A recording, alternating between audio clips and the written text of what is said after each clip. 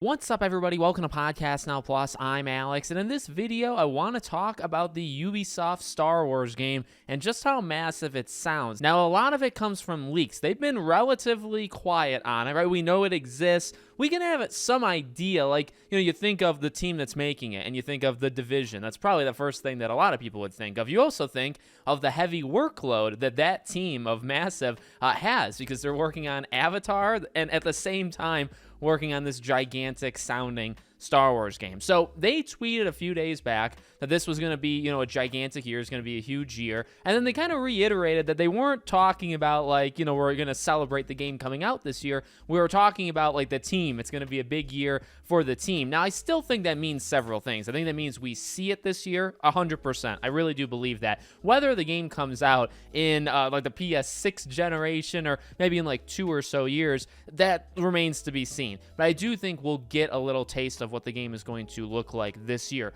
When does Avatar come out versus when they start showing off this game? That's debatable. We know that they're looking for play testers for this game, so already behind the scenes, not really behind the scenes, the game already sounds like it's making a lot of progress, which is good. It's a very good sign. Looking for play testers. They tweet and they basically are promoting how much of a big year it's going to be for the game generally at large, or for the team as well. So all that stuff is good. Then we got a report from Insider Gaming, which is Tom Henderson's gaming leak and rumor site, which is a very good site, and it talked about basically the size and scope of this game, and it sounds gigantic, right? Long branching narrative and story, and you're going to be able to customize everything you could ever imagine from your character. You're going to be able to jump different systems, and they likened it to No Man's Sky. They also talked about how maybe even the size and scope would be similar to something in Starfield, and we've heard in Todd Howard how he's talked about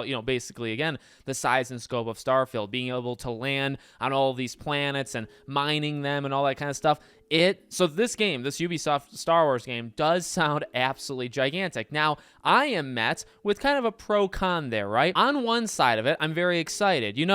The potential for No Man's Sky, when they announced No Man's Sky and they showed us all the stuff, whether it was lies or not, it was very, very exciting. And so the potential of what No Man's Sky could be going into launch, the potential of how big Starfield could be going into launch is huge. Nobody is doubting that. I'm not doubting that, right? And there's a sense of excitement, that comes from that. And it's hard to completely put that away. So I have that excitement where it's hey, would I, if you can actually do this, would I like this massive, this huge scope Star Wars game where I'm going to be customizing my character and it's this long story, and you're going to be able to choose things. You're going to be able to choose stuff with your character, and you're going to be able to jump around, and maybe you're going to be able to enter one system and be in a battle, and then you're going to land and there'll be a war going on. You go to another planet, it's more peaceful, and maybe you have political conversations there, and whatever ends up happening, right?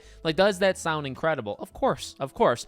Now we go to the other side, though, right? Let's reel in the excitement and say a couple things. Number one, normally this doesn't work. Again, the stuff I'm heavily focusing on in this video, the report, the rumor from Insider Gaming talking about this game being the size and scope of No Man's Sky, Starfield level stuff. That is not what Ubisoft has said. That is what a reporter has said. So to keep that in mind, it's very, very important to keep in mind. But if it is true, again, how often do these things actually work? For every promise about this huge, sprawling kind of thing, does it actually come to fruition? And the answer is a lot of times no. Also, not to throw anybody under the bus here, but it is Ubisoft, and there is normally a caution when it comes to Ubisoft titles. So even a studio, and I like The Division. I actually think that the Division is a good game. Saying The Division is a very difficult thing for me to do with my stuttering, but it is a good game. And so I like the developers generally, but you also have to think about all that's on their plate. And I believe the Snowdrop engine is also made in-house in their studio. So they're like an engine team. I don't really follow it for the second game if they're still ongoing, but even without that, you're making Avatar, which is supposed to be, I think, a game that's supposed to last a long time. So Avatar comes out, but that doesn't mean the game is over, right? We're in the modern era of video games. It's going to keep going. So you have that. And then you have the Star Wars game, and even if they're two different teams, it's still asking a lot. And then with such a promise that you're going to be able to do all these things, you have to be realistic, right? I think maybe that is the key word in this video, where again, like, does the simple premise, the pitch meeting kind of thing, if you're pitching what this game is and the report is true, of course it sounds great. Of course I want it. Like, if you could make that seamless and flawless and you could just provide it to us, I mean, of course we would take it,